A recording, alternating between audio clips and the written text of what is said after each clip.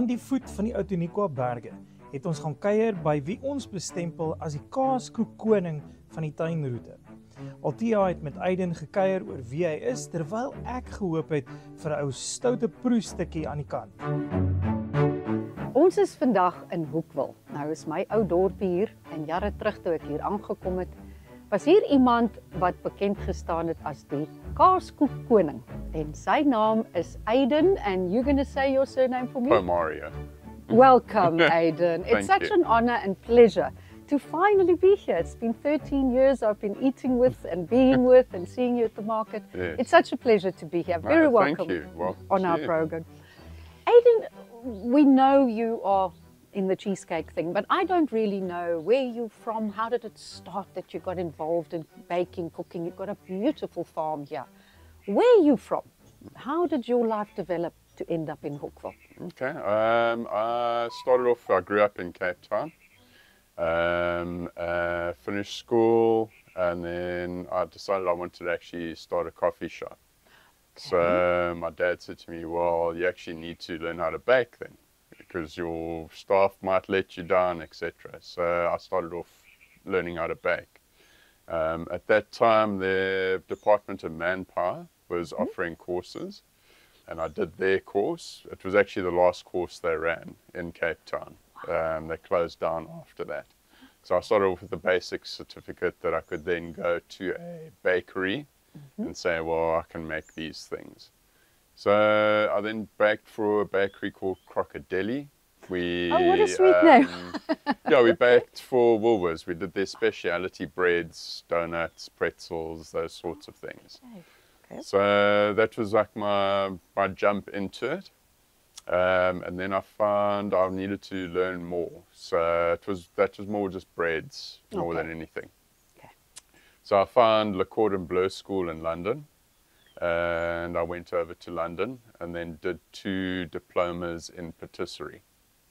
That's a completely different angle from bread baking. Yeah. Amazing. And how did you find the jump? Could you feel, wow, this is more where I want to go? Or was it like, So that also included boulangerie, bread baking, but and chocolatiering and sugar work, and that. So it was quite an extensive course.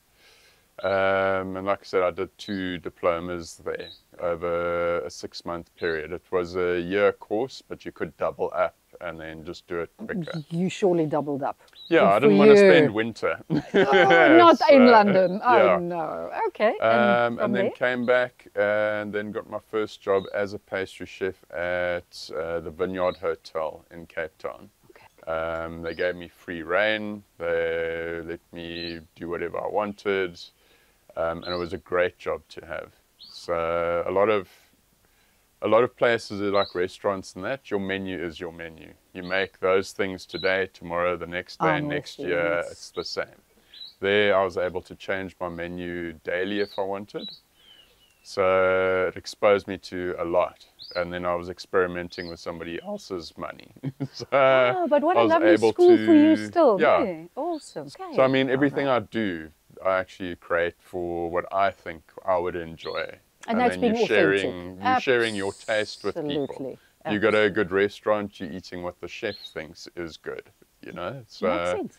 That's why you go there, yes. is to have that Yeah. zing, if one can call it that. Okay. So I tried out a few different recipes, tweaked it. So it took me about 5 goes to get what I wanted Okay. out. And then I was happy with what I had created. Okay. And then how did the journey from there end up in Hoekwil?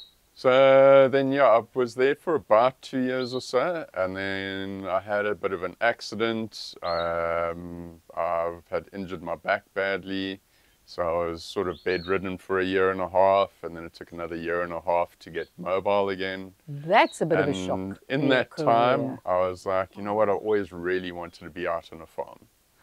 And I decided, well, this was going to be it. And I was also looking around. I was friends with a lot of people that own coffee shops in the waterfront and Tiger Valley. And most of them, although they were very busy, they were all saying the same thing. They're working for their rent. So the more you earn, the I more you hear pay. So I was like, Oh. well, you know what? I don't want to do that. Circle down the rabbit hole. So yeah, I came and I looked for a place. I did find this farm, but I looked from Cape Town up to the Crags was my cutoff. Okay. The owner at the time was a guy in Cape Town, a doctor, and he had bought the place in the 70s, planted pine, and that was his retirement. Okay. And he had wanted more than what I had. I had a fixed amount of money.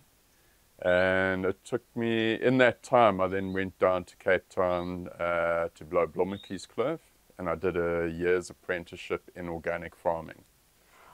Jy is 'n man wat voorberei, né? Jy weet wat jy wil doen en dan gaan doen jy gou die kursus. Yeah, Ag, so what a pleasure. it was a year long, and at that time, then that's where I learned my cheese making. They had a bakery on the farm that did cheese making, and they had a garden.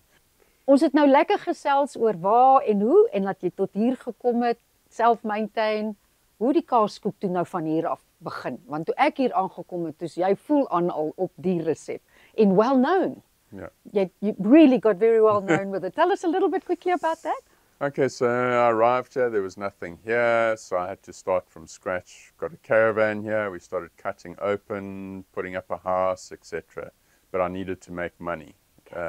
So I started off actually trading in Wilderness at a night market on a Friday night. And I made sourdough bread, and I took a few pots of cheese down, and I took the cake. And that's how it started. So it's very difficult to make money from farming to set up a farm.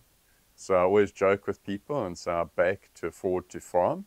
Okay. It is actually the truth. I bake to make money so that I can develop the farm. Otherwise, you have to develop it in a way to make it commercial, which is what you don't want to do. Yes. So yeah, it just grew from there. I then went and started at the Wild Oats Market, and yeah, the popularity grew from there. En hoeveel jaar is jy nou al by die Oats Market? Want ek sien dit is Sure, it's hard. Probably at least 17 years now. so elke Saterdag is jy daar. Yes. Yes, that's right. So yeah, in the early times and that, a friend of mine actually entered my cheesecake into the Eat In Awards.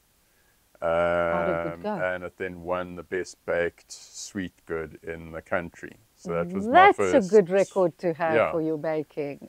Aidan, but what exactly is it that makes the cheesecake so different?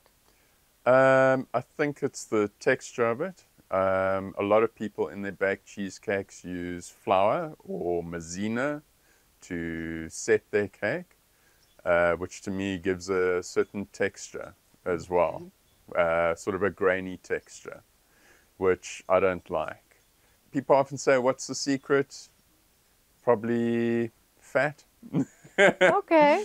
Lots of good cream cheese that's locally produced here, and cream, eggs, basic ingredients that are top quality ingredients.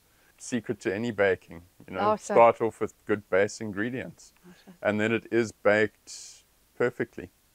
And there's a passion, there's a love, there's Yeah. an energy that goes into that guy. You know what you're doing, and that Yes. also A lot of makes... people overbake their cakes. Okay. So, Hulle hou van die bruin. Okay. Yeah. So is dit 'n gebakte kaaskoek? Dit Yes, word it is gebak. baked. Okay. I know a lot of people like their fridge cheesecake, which then has gelatine in it, and it does have a different texture. Ek het nou gehoor ons gaan ook weer 'n stukkie proef vandag. So, Aidan, if we can look at that beautiful cheesecake. Cool, let's grab it. Ek kan sien, weet jy kan sien hy's gebak, maar jy hou hom lig, hè? Yeah.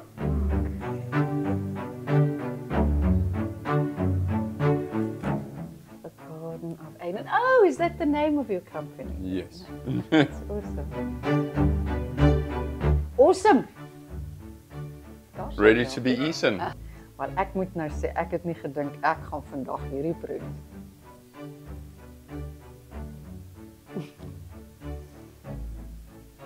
Dis so romerig. Dis so romerig. Is waar wat jy sê.